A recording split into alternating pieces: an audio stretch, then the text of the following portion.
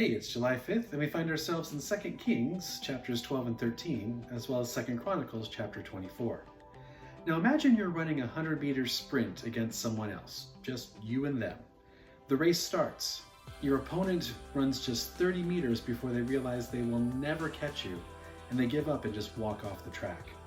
You run about 80 meters before you look over your shoulder, which by the way you're never supposed to do, and you realize that they've quit. Knowing that they quit, you just turn and go to the locker room, never crossing the finish line. Now, did either of you finish the race? The answer is no. Even though you were most of the way finished with it, and your opponent at least started, neither of you actually crossed the finish line, and neither performance finished the race.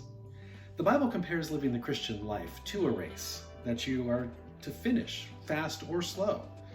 To say that living for God for just some of your life or most of your life isn't good enough. You have to finish the race. The kings we are looking at today either followed God a little of their life or most of their life, but not all of their life, and they all suffered the consequences of their compromise. In 2 Kings chapter 12, Jehoash, which is a variant spelling of Joash from chapter 11, this is the same king. He rules in Judah for 40 years. During most of his life, he listened to Jehoiada the priest. They even set up a system to repair and to maintain the temple. But he did not remove the high places where the people continued to worship idols. When Hazael, the king of Syria, thought about conquering Jerusalem, Jehoash paid him off to leave them alone.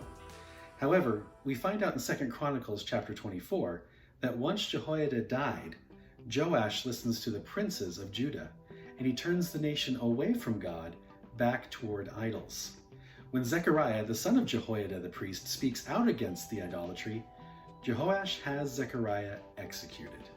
So God allows the Syrians to return and kill all the princes and Jehoash.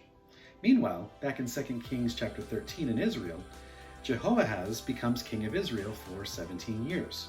He does evil in the sight of the Lord, but he did cry out to God for help from time to time. However, he continued to worship idols, and as a result, he was constantly fighting with the nation of Assyria.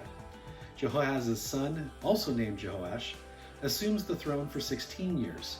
He also did what was evil in the sight of the Lord, but he did fight off the Assyrians 3 times, just as Elisha said he would before Elisha died due to an illness. So what can we take away from today's passages? Well, both Israel and Judah did not follow God with all their hearts. Judah was mostly good, with a little bit of compromise. Israel was mostly evil, with occasional times of turning to God. Neither end of the spectrum is okay.